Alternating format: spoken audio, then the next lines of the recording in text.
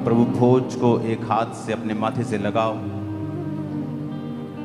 वचन कहता है कि जब भी परमेश्वर ने आपको कुछ बड़ा देना होता है, जब वो आपके साथ कुछ बातें बताकर कुछ बड़े भेदों को जाहिर करना चाहता है, जब वो आपको राज्य देना चाहता है, जब वो आपके साथ सहभागिता रखना चाहता है, जब वो आपसे प्यार करता है, तो वो आपको खाने पर बुलाता है। शाऊल को राज्य देने से पहले शमूएल नबी ने उसको अपने साथ खाने के ऊपर बिठाया और उसको खाने का वो हिस्सा दिया जो याजकों को दिया जाता था। प्रभु यीशु मसीह ने भी ये लिखा है कि मैं तेरे मन के द्वार, तेरे दिल के द्वार पर खड़ा हुआ खटखटाता हूं। अगर तू मेरा शब्द सुनकर अपने दिल के द्वार को खोल देगा, यानी मुझे अपना, यीशु मसीह को अपना उद्धारकर्ता ग्रहण करेगा और बपतिस्मा लेकर परमेश्वर की राहों पर चलेगा, तो उसने कहा मैं तेरे भीतर आकर, मैं और पिता तेरे भीतर वास करेंगे। हम तुम्हारे साथ खाएंगे और तुम हमारे साथ खाओगे। खाने का मतलब अधिकार है जो परमेश्वर अपने विश्वासियों को, जो उस पर विश्वास करते हैं, उनको देता है। खाने का मतलब है सहभागिता, कि वो आपको अपना मानता है और वो आपको ऊंची कुर्सी के ऊपर रखता है। वो आपको अपने सामने ऊंचे पदों पर रखना चाहता है, इसीलिए वो आपको खाने का न्योता देता है। परमेश्वर ने कहा, इसीलिए बाइबल कहती है अब्राहम जब सब कुछ छुड़ाकर वापस लेके आ रहा था, तो उसे मलकीसिदक का याजक मिला, जिसका ना वंश ना वंशावली, यानी वो जीसस क्राइस्ट के समान था। क्योंकि जीसस क्राइस्ट का इस दुनिया में कोई शारीरिक पिता नहीं, बल्कि वो स्वर्गीय पिता से पैदा हुआ था। जब जीसस क्राइस्ट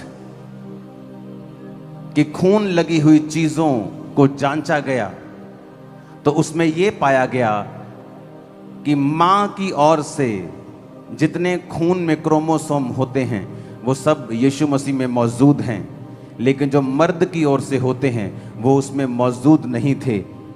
एक ज्यादा था जो यहोवा पिता का था और बाकी सब मरियम के थे। यह साबित करता है कि यीशु मसीह कुंवारी की संतान था और उसने कहा, मैं वही खून तुम्हारे लिए बहा देता हूं और वही शरीर तुम्हारे लिए कुर्बान कर देता हूं। और जीसस ने कहा, अब जो कोई मेरा ये शरीर खाएगा और मेरा ये लहू पिएगा, जो कि इस दुनिया की सबसे कीमती चीज आज है, तो इमेजिन करो, अगर परमेश्वर ने आज आपको अपना लहू पीने और अपना बदन खाने के लिए बुलावा दिया है, तो सोचो आप उसके सामने क्या प्राइस, क्या वैल्यू रखते होंगे। वो आपको कितना उत्तम मानता होगा, वो आपको कितना बड़ा अपने सामने रखता होगा, कितना प्रिविलेज वो आपको और मुझको देता होगा। इसलिए वचन में लिखा है, जो कोई इस लहू का अनादर करेगा और इस शरीर का अनादर करेगा और पाप में होते हुए भी अपने भाइयों की चुगली, अपने भाइयों के गिरने का मादा रखते हुए, योजना रखते हुए इस प्रभु भोज को खाएगा, तो वो बीमार हो जाएगा, निर्बल हो जाएगा, कमजोर होगा। अगर कोई अपनी आशीषों को दूसरे विश्वासियों को शर्मिंदा करने के लिए उपयोग करेगा, तो वो इस प्रभु भोज का अनादर करेगा। अगर तुम व्यभिचार में होते हुए इस प्रभु भोज को लोगे, तो यह प्रभु भोज तुम्हारे लिए बीमारी का कारण बन जाएगा। क्योंकि परमेश्वर ने कहा, मैं याजकों को जो भोजन देना था वो शाऊल को दिया। एक आम नागरिक जिसको परमेश्वर ने वो भोज दिया और उसके बाद वो राजा बना दिया गया। परमेश्वर कहता है कि फिर ये समझ लो कि वो शारीरिक भोजन जो शाऊल को दिया, जो याजकों को देना चाहिए था, और उसकी जिंदगी बदल गई, तो मेरा लहू और मेरा शरीर कितनी वैल्यू रखता होगा। ये इस संसारिक भेड़ और बकरी का मांस नहीं है जो उसने खाया और फिर भी राजा बन गया, क्योंकि परमेश्वर की हुजूरी में उसने खाया। तो सोच लो, परमेश्वर का खुद का शरीर और उसके खुद के लहू को लेकर वो कैसा सोचता होगा। आज आप इस दुनिया के सबसे भाग्यशाली और आशीषित लोग हैं, जिसको परमेश्वर ने अपने लहू को और अपने बदन को खाने के लिए बुलाया है। आज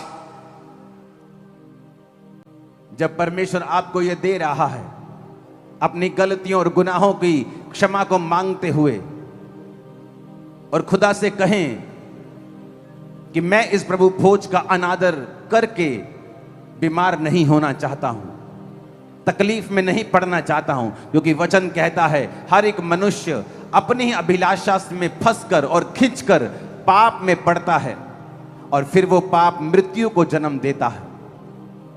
अपनी अभिलाषाओं में नहीं पड़ना जो पाप को जन्म दे, और इस प्रभु भोज के कारण हम बीमार हों।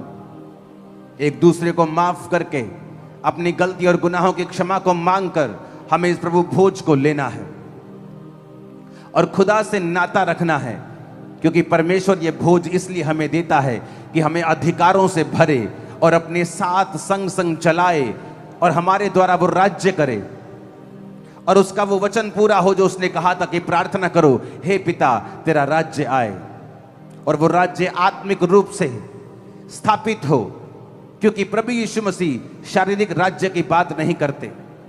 जब उसको शारीरिक रूप में राजा बनाने के लिए, पकड़ने के लिए आए, तो वचन कहता है वो वहां से चले गए। आज जब आप इस प्रभु भोज को ले रहे हैं, तो वो आपको आत्मिक राज्य के लिए चुनता है, आत्मिक राज्य को बढ़ाने के लिए आपको चुनता है, आपके साथ संगति करने के लिए आपको चुनता है, आपके साथ सहभागिता रखने के लिए, गहरी बातें बताने के लिए, गहरे भेद बताने के लिए, आपके संग चलने के लिए वो आपको चुनता है। इसलिए आज अपने आप को ये समझ के रखें कि अगर एक नॉर्मल खाना खाने से शाऊल राजा बन सकता था, क्योंकि उसकी हुजूरी में वो उसकी प्रेजेंस में जो उसका नहीं था वो उसको मिला,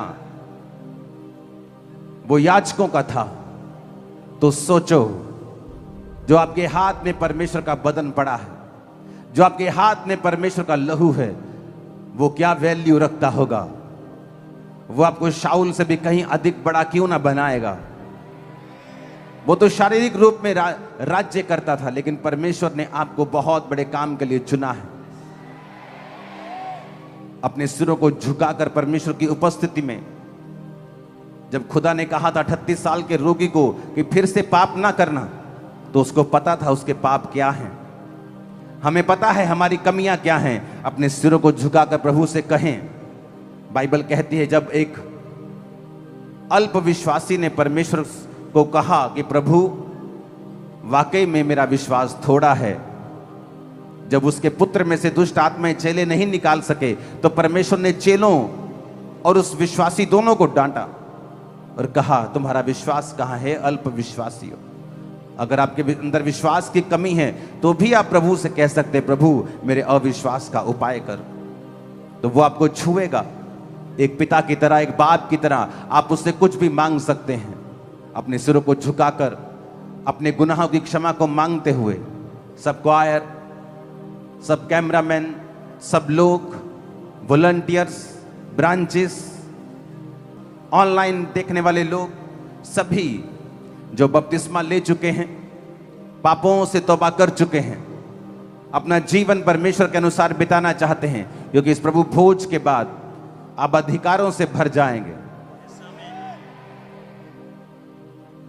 अपने सिरों को झुकाकर खुदा से कहें कि आप उस सब बातों के लिए शर्मिंदा हैं जो सही नहीं थी, जो वचन के खिलाफ थी। आप क्षमा को मांगते हैं, परमेश्वर मुझे क्षमा कर। अपने हाथों को उठाकर एक हाथ प्रभु भोज वाला माथे से लगाकर खुदा से कहें कि वो आपको क्षमा करे।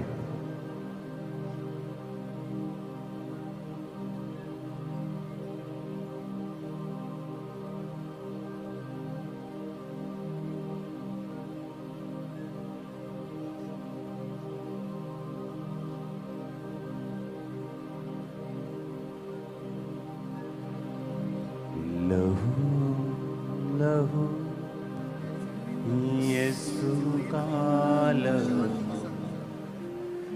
गुनाहों से हमको धोता है।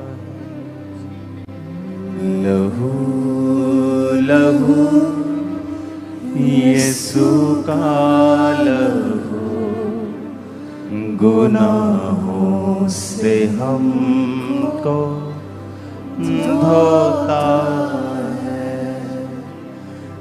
मसा मसा मसीह का मसा मसा मसा मसीह का मसा बंधन सारे खोलता है। लहू लहू यीशु का लहू गुनाहों से हमको धोता है।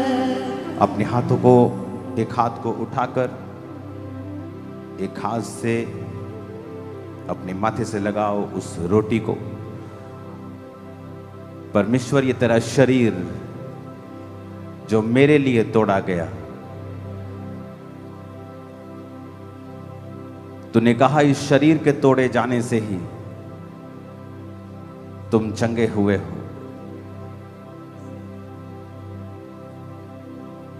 पिता, ये शरीर जो मेरे लिए तोड़ा गया, मैं अपने गुनाहों की क्षमा मांगते हुए इस शरीर को लेता हूं। सब कलीसिया उसे लो।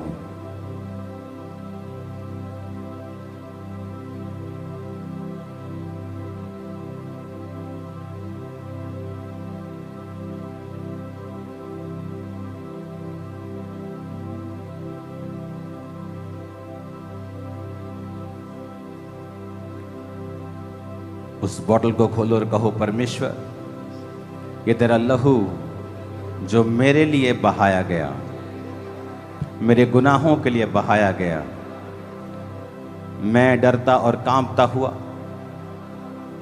तेरे पवित्र भय में कि तूने मुझे माफी दी है, अपने संग बिठाया है, मुझे अधिकार दिए हैं, मुझे राज्य दिया है और मुझे याजक बनाया है। मैं धन्यवाद के साथ इस लहू को लेता हूं। सब कलीसिया उसे लो।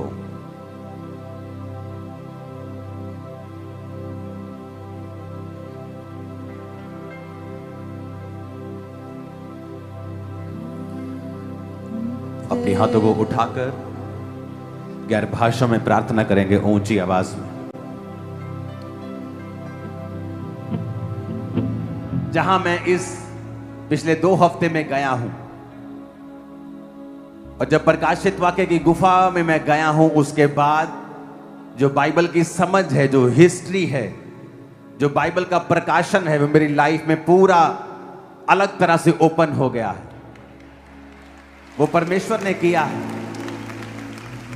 आप जितना मर्जी बाइबल स्टडी कर लो, लेकिन इसीलिए तो कहते हैं, ना बल से, ना शक्ति से, ना स्किल से, ना तेरी अंडरस्टैंडिंग से, ना तेरी समझ से, बल्कि पवित्र आत्मा के द्वारा।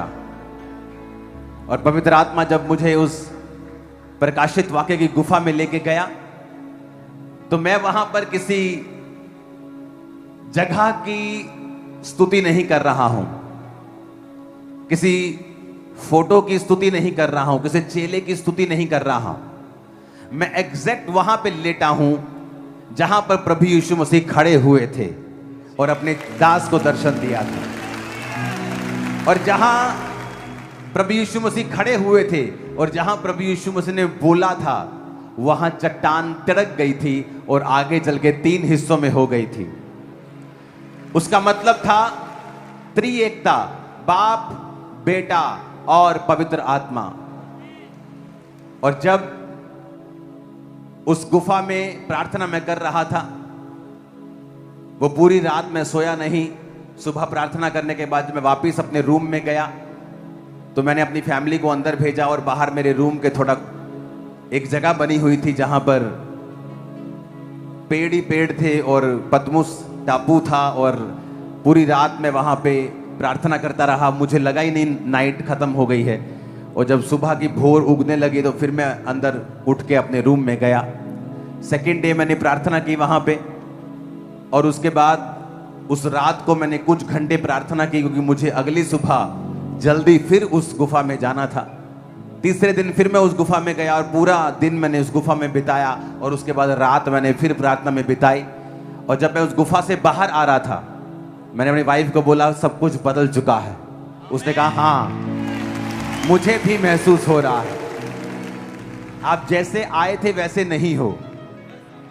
और उसके बाद जब हमने फैसला किया कि ठीक है, हम इस जर्नी को आगे बढ़ाएंगे, क्योंकि हमें, और आप इमेजिन करो, ये जर्नी कोई ऐसा नहीं था कि किसी खास वजह से थी, ये अचानक लिया गया फैसला था।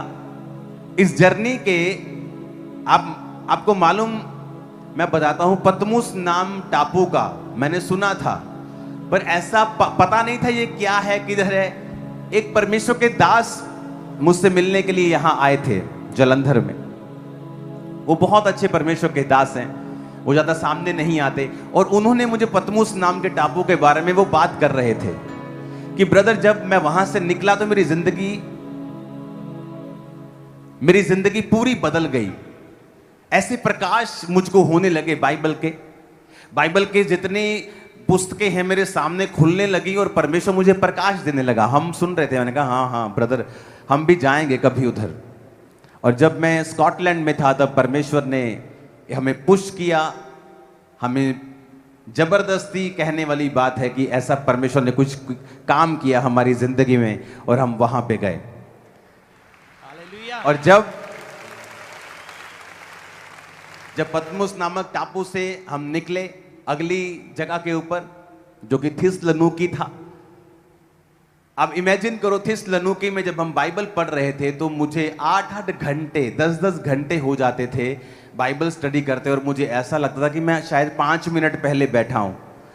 जस्ट ऐसा लग रहा था कि ये हिस्ट्री कहां थी हमारी आंखों के सामने, हमें पहले क्यों दिखाई नहीं दी।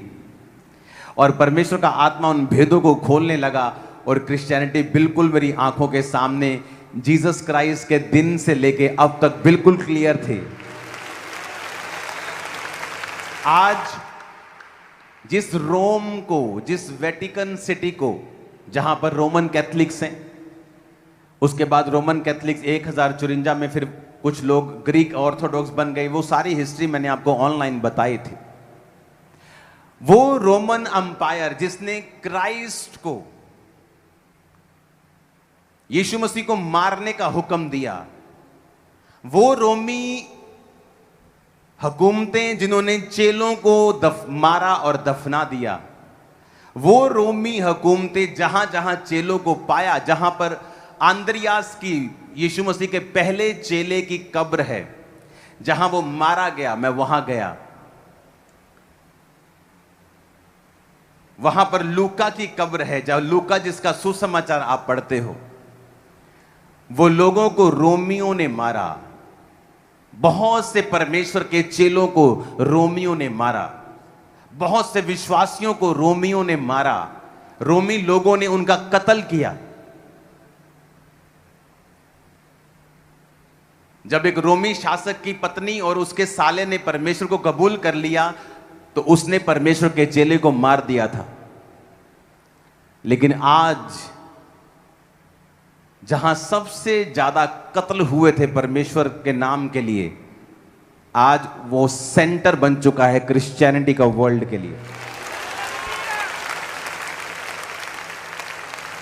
आज रोम में, वेटिकन में, उसके आसपास सब जगह आपको क्रिश्चियंस मिलेंगे। कोई कैथोलिक मिलेगा, कोई पेंटिकोस्टल मिलेगा, वो अलग बात है, अलग अलग डिनोमिनेशन वहां मिलेंगे, लेकिन सब आपको परमेश्वर के लोग मिलेंगे। जिस यरूशलेम में जीसस क्राइस्ट को मारा गया और चेलों को इसलिए भगा दिया गया कि वहां इसका नाम नहीं रहना चाहिए, आज वो दुनिया की सबसे बड़ी आत्मिक राजधानी बन चुका है। आज दुनिया के 400 करोड़ लोग यरूशलेम को अपना आत्मिक राजधानी समझते हैं। जिन रोमियों ने परमेश्वर को, उसके चेलों को मारा, आज वहां पर परमेश्वर का सेंटर है। मैं आज उन कलीसियाओं से, उन पास्टर से, उन लोगों से जो परमेश्वर के नाम में सताव सह रहे हैं, जेलों में बंद हैं, दुखी हो रहे हैं, उनसे कहना चाहता हूं, आपकी कुर्बानी व्यर्थ नहीं जाएगी, आपका सताव व्यर्थ नहीं जाएगा। परमेश्वर अपने काम को कर रहा है और वो करता ही रहेगा। Hallelujah, hallelujah, hallelujah. आज वहां पर जहां किसी समय रोमी लोग राज्य करके उन लोगों को सताते थे, आज खुद वो परमेश्वर की पावर को समझ चुके हैं। उन्होंने परमेश्वर को ग्रहण किया, अपने देशों में परमेश्वर के वचन को लागू किया। जो वचन मैंने आज आपको प्रभु भोज के समय दिया है, उसको आप घर जाके पढ़ेंगे। और ये समय जो अब फ्यूचर में आ रहा है, वो प्रार्थना का समय है। अपने पड़ोसी को बोलो, प्रार्थना कर, अपने लिए, अपने घर के लिए, अपनी चर्च के लिए और दूसरे विश्वासियों के लिए। आमीन।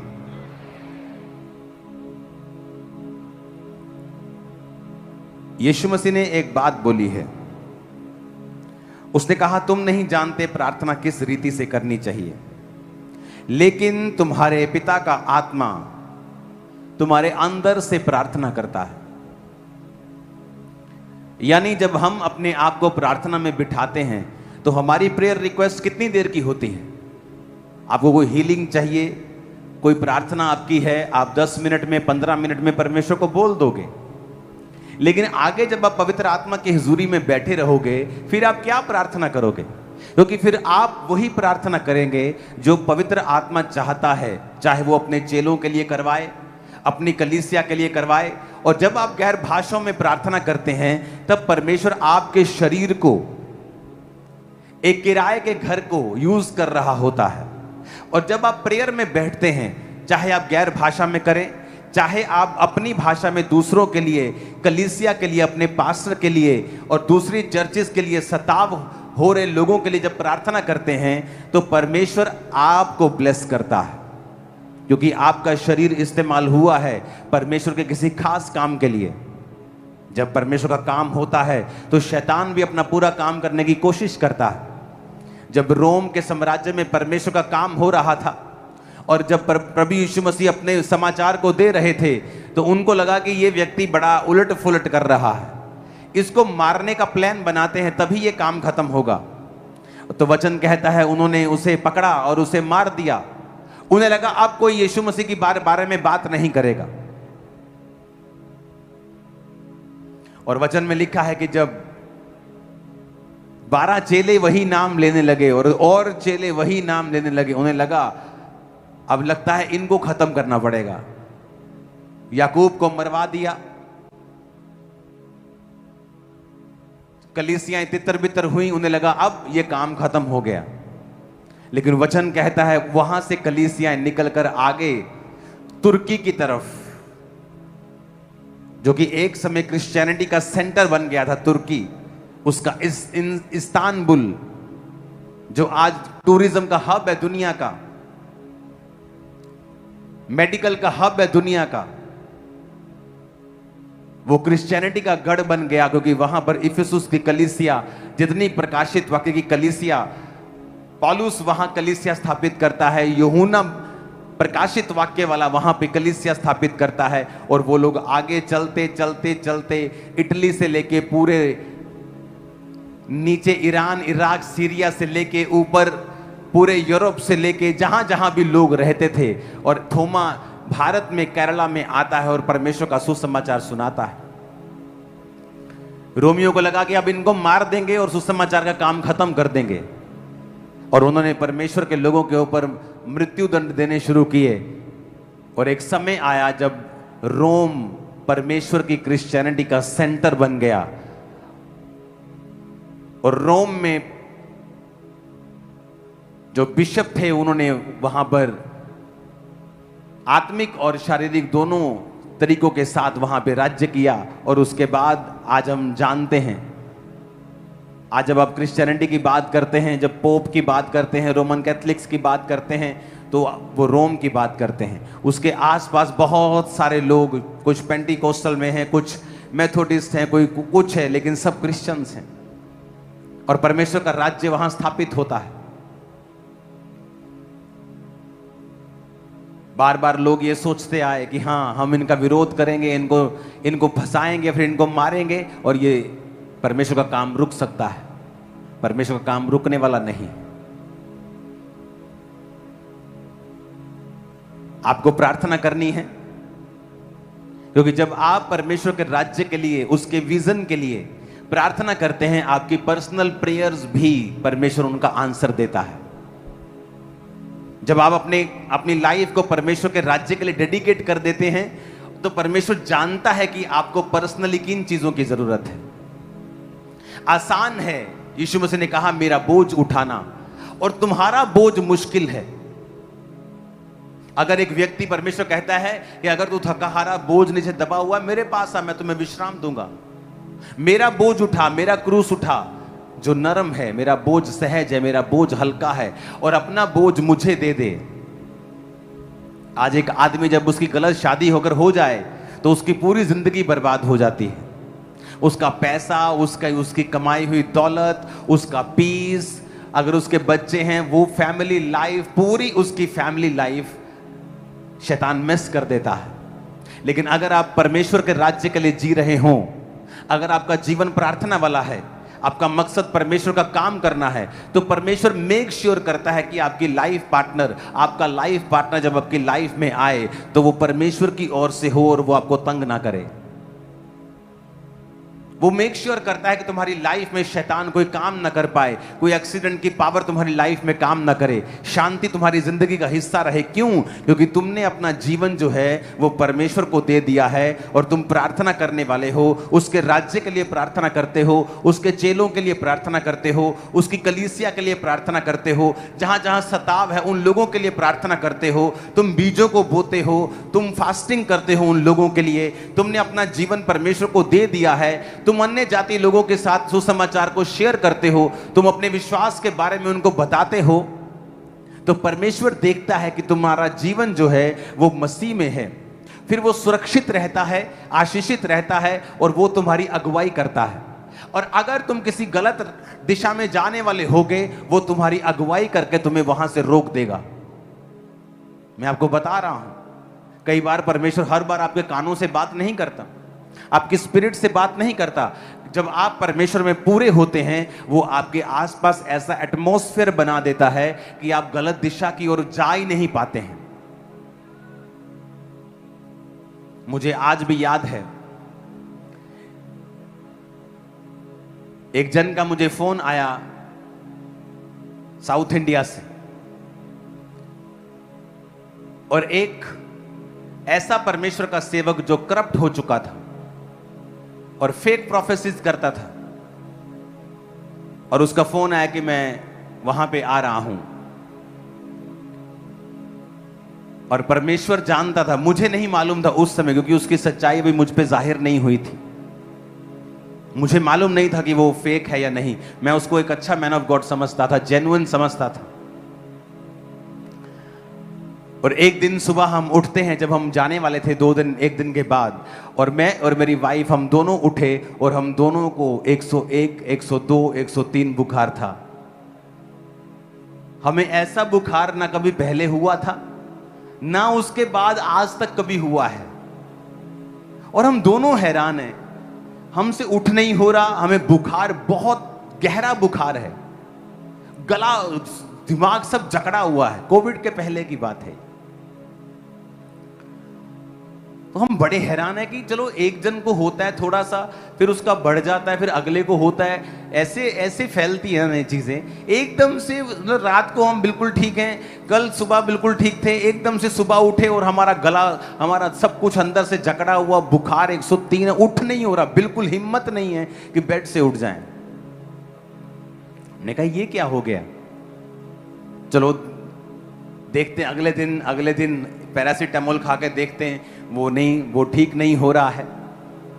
जब तक वो फेक आदमी इंडिया छोड़ के नहीं गया, हमारा बुखार खत्म नहीं हुआ। जैसे वो इंडिया से गया, हम बिल्कुल ठीक थे बिना दवाई के। सुनो मेरी बात, परमेश्वर ने बाद में सालों बाद हम पर जाहिर किया कि अगर मैं तुम्हें वहां जाने देता तो तुम भी सालों तक एसोसिएट गिने जाते उसके साथ, उस फेक आदमी के साथ। तो मैंने तुझे रोका। जब आप परमेश्वर के लिए जीते हैं ना, चाहे आपको परमेश्वर बोल के ना बोले, लेकिन वो मेक श्योर करेगा आपका एटमॉस्फेयर, आपकी लाइफ का सारा माहौल उसके हाथ में रहेगा, सब कुछ उसकी ओर से होगा। आप पूरी तरह से आपके स्टेप्स, आपके कदम भी ठहराए हुए होंगे। मिस कर सकते हैं आप इस लाइफ को अगर आपकी लाइफ में पाप है तो। अगर आपकी लाइफ में बड़ा पाप छोड़ो, अगर आपकी लाइफ में थोड़ी सी भी डिस्ट्रैक्शन है तो, किसी के साथ डिस्ट्रैक्ट हो गए हैं आप, किसी व्यभिचार में, किसी लालच में, किसी चोरी में, परमेश्वर आपको धीरे से छोड़ देगा और आपकी अगुवाई करनी बंद कर देगा। फिर लोग बोलेंगे मेरे पार्टनर ने मेरे साथ धोखा कर दिया, मेरे बिजनेस पार्टनर ने मेरे साथ ये कर। क्यों? क्योंकि आपकी आईज जो हैं वो बंद हैं। बंद इसलिए हैं क्योंकि परमेश्वर ने आपकी उस डिस्ट्रैक्शन के कारण आपसे थोड़ी सी दूरी बना ली है। उसने पूरी तरह आपको छोड़ा नहीं है, क्योंकि आपने अभी पूरी तरह पाप में अपने कदम नहीं रखे हैं। जिस दिन आप पूरी तरह से पाप में घुस जाएंगे, फिर वो आपसे पीछे हट जाएगा। आप अपनी तरफ से चलेंगे, अपनी तरफ से सेवा करेंगे, अपनी तरफ से सब कुछ करेंगे, लेकिन परमेश्वर आपके संग नहीं है और वो लॉन्ग टाइम नहीं होगा। और जैसे ही आप परमेश्वर में जीना शुरू करते हैं, आप उसकी आज्ञाओं को मानना शुरू करते हैं, आप उसके अंदर जीवन जीना शुरू करते हैं, वो आपके आसपास के सारे माहौल के ऊपर कब्जा रखता है। ऐसी भी चीजें होंगी जो आपको पसंद नहीं है, लेकिन परमेश्वर आपके संग वो करेगा, क्योंकि वो आपके फ्यूचर को बेटर कर रहा है। अब बात ये नहीं है कि आप लोग दुखी हैं, सुखी हैं, कंफर्ट में हैं कि डिसकंफर्ट में हैं। बात ये है कि क्या आप परमेश्वर की मर्जी में जी रहे हैं। अगर आप परमेश्वर की मर्जी में जी रहे हैं, वो डिसकंफर्ट थोड़े दिनों का है, एक बड़ी विक्ट्री आप मनाने वाले हैं जल्दी। फिर वो हल्का सा कलेश लिखा अनंत महिमा को पैदा करता है। फिर आप नहीं जानते, जो हल्का सा कलेश आपने सहा, आपके बच्चों को बेस्ट पोजीशन पर आप ही देखेंगे। वो हल्का सा कलेश जो आपने सहा, वो आपके जीवन में एक असीम शांति को लेके आएगा। लेकिन अगर आप डिस्ट्रैक्टेड हैं, अगर आप पाप को अपना जीवन दे चुके हैं, फिर जो भी आपके आसपास होगा वो आपके भले के लिए नहीं होगा। फिर हर रास्ता जो आपके लिए ओपन होगा, वो हर दरवाजा जो खुला होगा, वो परमेश्वर की ओर से नहीं होगा। इसलिए हमें ये बात समझने की जरूरत है। इसलिए मुझे ये बताने की आपको जरूरत नहीं है कि आपकी लाइफ में क्या चल रहा है, आप किस दुख से होकर गुजर रहे हैं, क्योंकि मुझे दवाई पता है उसकी। इसलिए क्रिश्चियनिटी में अपने पास्टर के साथ मिलना जरूरी नहीं है, अपने पास्टर को सुनना जरूरी है। ये बाबा कल्चर नहीं है कि आप उससे मिलेंगे तो वो आपको कुछ देगा और आप ठीक हो जाएंगे। ये होली स्पिरिट कल्चर है। अगर आप होली स्पिरिट की बात को सुनेंगे आप हील हो जाएंगे। इसीलिए अपने मेंटर को सुनना जरूरी है। इसलिए पौलुस ने तब, रेडियो नहीं होता तो उसने लिखा कि अपने अपने मेंटर को सुनना जरूरी है। इस पत्री को पढ़ के सुनाया जाए। जो कोई इस पत्री की बात को ना माने उससे दूर रहो ताकि वो शर्मिंदा रहे, पौलुस ने लिखा। क्योंकि उसको पता था कि पवित्र आत्मा ने जो कहा है उसे सुनना जरूरी है। पौलुस को मिलना जरूरी नहीं था।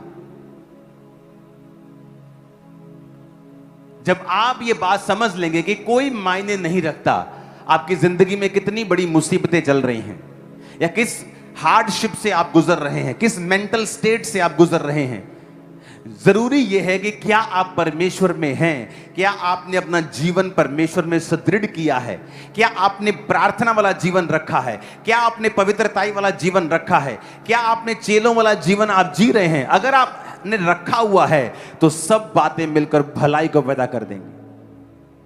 आप फिर देखेंगे, आप आगे आगे चलते जाएंगे और प्रेस करते जाएंगे अपनी लाइफ को परमेश्वर की ओर, और अंत में आप देखेंगे आप एक बड़ी गवाही को पा चुके हैं। आप देखेंगे परमेश्वर ने आपकी लाइफ में बड़ा काम किया है। हालेलुया।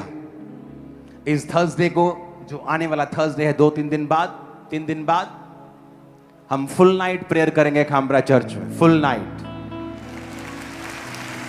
नाइट प्रेयर में आप सब यहीं होंगे, सब ब्रांचेस आप यहीं पे आएंगे। फुल नाइट प्रेयर होगी।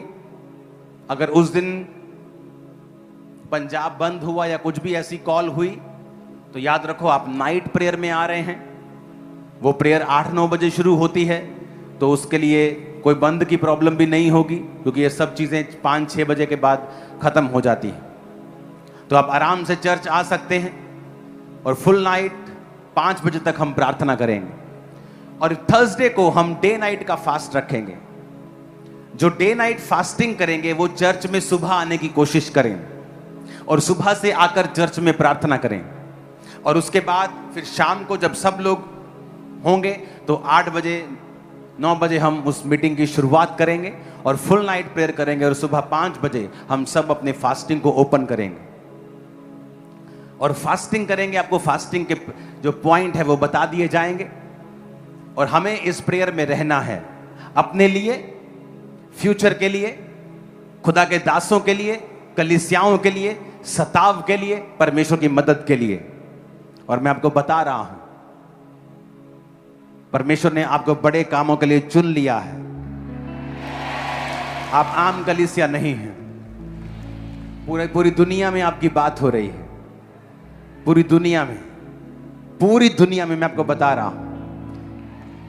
कुछ बातें मैं यहां से आपको बता नहीं सकता हूं, लेकिन फुल वर्ल्ड में आपकी बातें हो रही हैं, आपके विश्वास की बातें हो रही हैं। आमीन। तो हमें यह बात दिमाग में कैरी करके रखनी है। हम वो कलीसिया ना बने जिसको सिर्फ अपने मसलों के लिए चर्च जाना है। अगर आपको अपना मसला हल करवाना है तो मैं आपको बता सकता हूं अपने एक्सपीरियंस से, जितना आप उसे हल होता देखना चाहते हैं, परमेश्वर 10 गुना उसको हल होता देखना चाहता है। लेकिन बात यह है, हम मनुष्य हैं, हमारी सोच छोटी है और परमेश्वर की सोच बड़ी है। इसीलिए बाइबल कहती, जब नमान कोड़ी जाकर उसकी परमेश्वर के दास के घर के बाहर खड़ा हुआ तो उसने कहा ये बाहर आएगा और मेरे सिर पे हाथ रखेगा, तेल मलेगा और मुझे चंगा करेगा। लेकिन उसने अंदर से कह दिया, जा इसको बोल कि यरदन नदी में 7 डुबकियां मार, इसका कोढ़ खत्म हो जाएगा। कई बार परमेश्वर आपकी एक्सपेक्टेशन के हिसाब से काम नहीं करता। वो मिला भी नहीं, उसने गुस्सा किया और चला गया कि मुझसे मिला नहीं, मैं इतना बड़ा आदमी हूं। तो उसके सेवक ने बोला, जो उसने कहा है मुश्किल नहीं है, ये रास्ते में नदी है, देखो मार लो डुबकी, क्या क्या जाता है हमारा? इतना कुछ तो किया है पूरी दुनिया में, लाखों करोड़ों खर्चा किया है, ये तो फ्री का काम है, कर लेते हैं। नहीं हुआ तो पानी भी हम साथ लेके आए, आपको फिर अच्छे पानी से नहला देंगे। तो बाइबल कहती जैसे ही वो डुबकी मार के बाहर आया, उसका कोढ़ जा चुका था और वो मनुष्य एक छोटे बच्चे की चमड़ी के समान साफ हो चुका था। हालेलुया। कई बार आप जो चाहते हो ना, परमेश्वर भी वही चाहता है, लेकिन तरीका परमेश्वर का अलग है। मैं हीलिंग चाहता था, परमेश्वर भी मेरी हीलिंग चाहता था, लेकिन तरीका यह था कि मैं अपने लिए फास्टिंग करता जा रहा था, ध्यान सिर्फ अपने पे था, क्रूसेड करवाए अपने लिए कि मैं हील हो जाऊं, और परमेश्वर ये चाहता था कि अपने लिए नहीं, लोगों के लिए कर। जब आप फास्टिंग करते हैं दूसरों के लिए, कलीसिया के लिए, सताव के लिए, परमेश्वर की सुरक्षा के लिए, तो परमेश्वर देखता है कि आप उसके राज्य के लिए काम कर रहे हैं और आप उसकी महिमा के लिए काम कर रहे हैं। तो ये थर्सडे जब आप फास्टिंग करके आएंगे, कुछ लोग सुबह ही आ जाएंगे, कुछ लोग शाम को आएंगे, कोशिश करें सुबह आएं और प्रेयर करें, और जब शाम को फुल नाइट प्रार्थना शुरू हो उसमें भी शामिल हों। और परमेश्वर जब आपको इन कामों में देखता है, और अपने घरों में जब आप हों, अपने बिजनेस में जाएं, अपनी जॉब में जाएं, आपके कैरेक्टर से, आपके चरित्र से यह नजर आना चाहिए कि आप क्रिश्चियन हैं।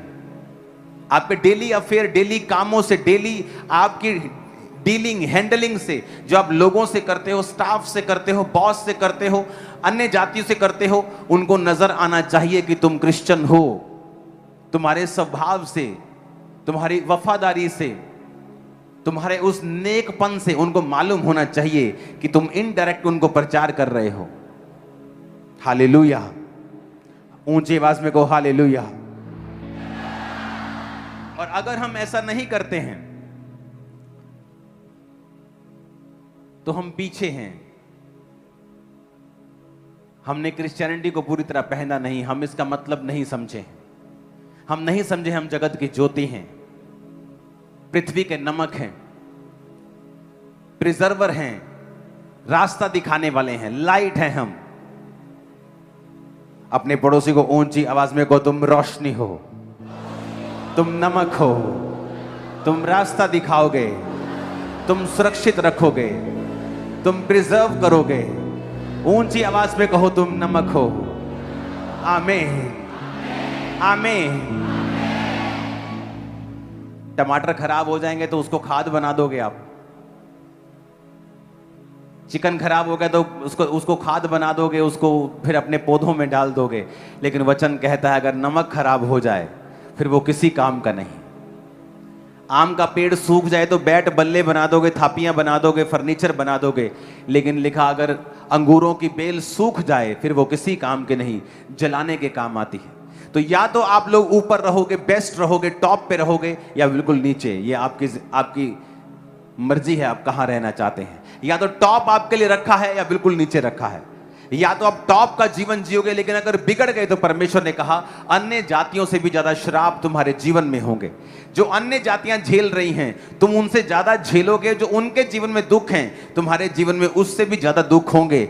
जाओ उन लोगों को देख लो जो सदियों से क्रिश्चियनिटी में हैं और लेकिन परमेश्वर में जीवन नहीं बिताते। जाओ उनके जीवनों को चेक करो, अन्य जाति लोगों से भी ज्यादा श्राप उनकी जिंदगियों में हो रहे हैं। क्योंकि वचन ये कहता है, यीशु मसीह ने साफ साफ कहा है कि तुम नमक हो, पर अगर नमक का स्वाद बिगड़ गया तो पांव नीचे आओगे।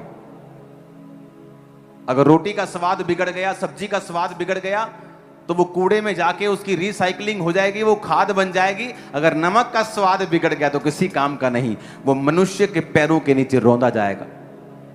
अगर कोई और पेड़ सूख गया तो फर्नीचर बन जाएगा, लेकिन अगर अंगूरों की बेल सूख गई तो कभी भी फर्नीचर नहीं बन सकती, सिर्फ जलाने के काम आएगी और लोग उसे उठाएंगे और जला देंगे।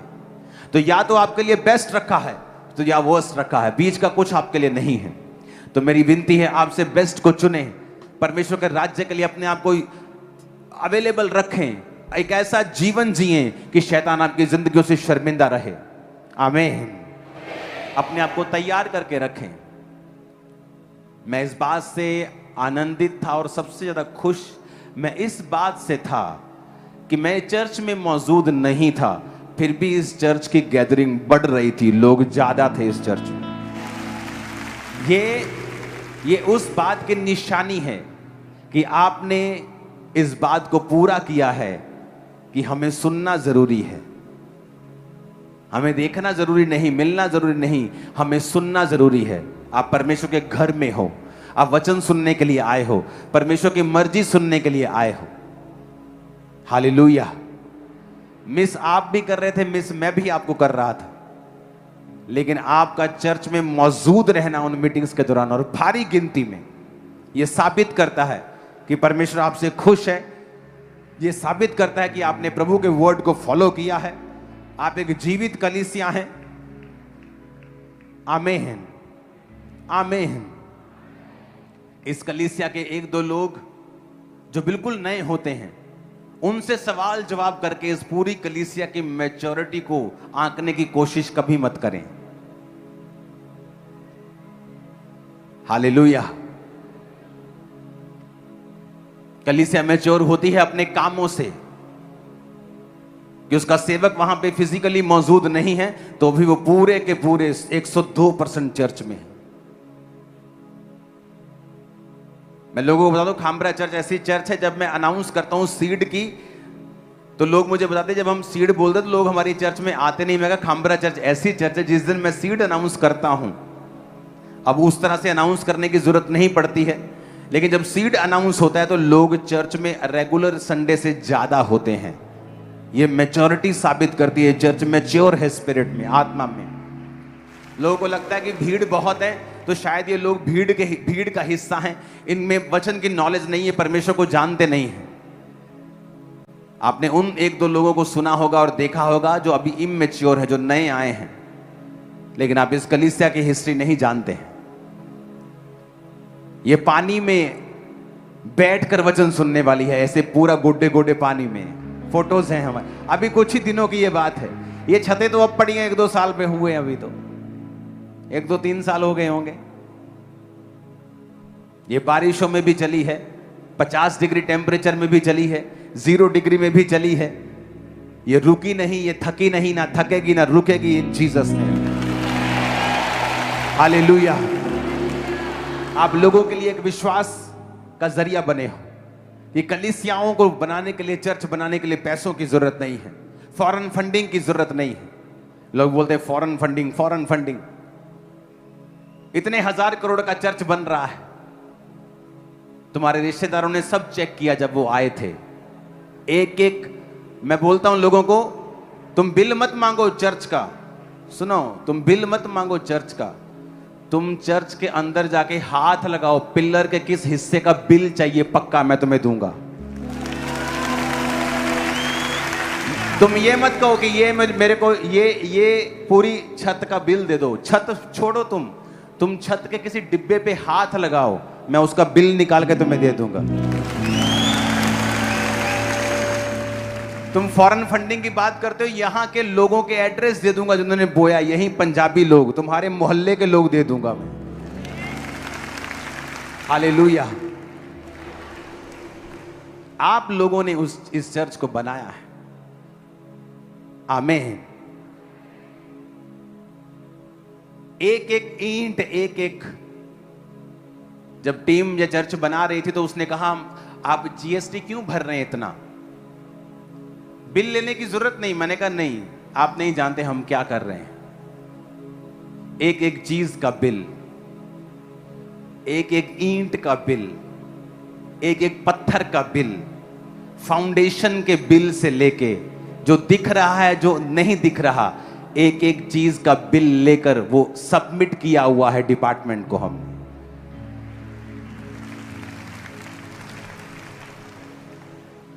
हालेलुया।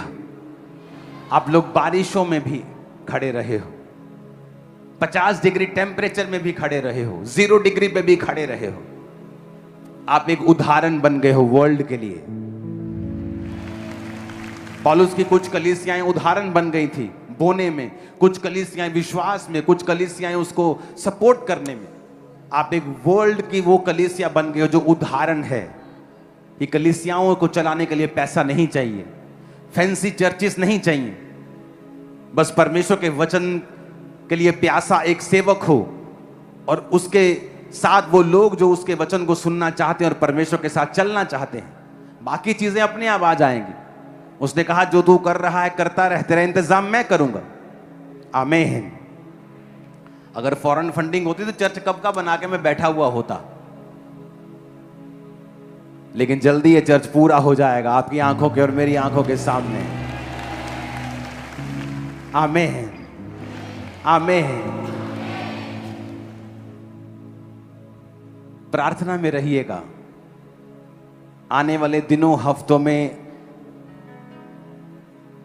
एक लाइन लगी हुई है मेरे पीछे, खुशखबरियों की। वो जैसे होता है ना कि लाइन लग जाती है और बाद में एक्स्ट्रा भीड़ हो जाती है और फिर आगे धक्का पड़ता है। अब जो पहले खुशखबरी खड़ी है ना, उसको धक्का पड़ रहा है। वो मुझे कह रही है बस अब शुरू कर दो, बस अब शुरू होने वाली है। वो ओवरफ्लो हो गई है, तो जल्दी से वो शुरू हो जाएंगे। हमें प्रेयर में रहना होगा और इस बात की सीरियसनेस को समझना होगा कि हमें प्रार्थना करनी है और इस बात में पीछे नहीं रहना। ये सुन के ये नहीं सोचना कि हाँ मैं नहीं आ सकता, उस दिन मेरा काम है। नो, आपको ये कॉल है परमेश्वर की। अब वो समय नहीं है कि आप चॉइस कर लें, अब वो समय है हमें मिलकर वो काम करने होंगे जो परमेश्वर ने हमें करने के लिए ठहराया है। हालेलुया। ऊंची आवाज में कहो हालेलुया। अपनी हाथों को उठाएंगे। Thank you Jesus.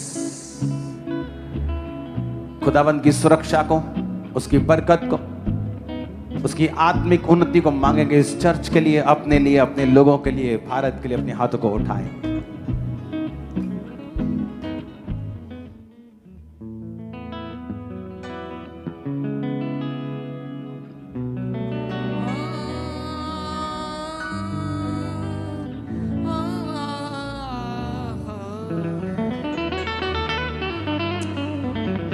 सुन बंदिया, सुन बंदिया, सुन ले, रूदे ताकिया नाल बुन ले, तन दी पोशाक नवी।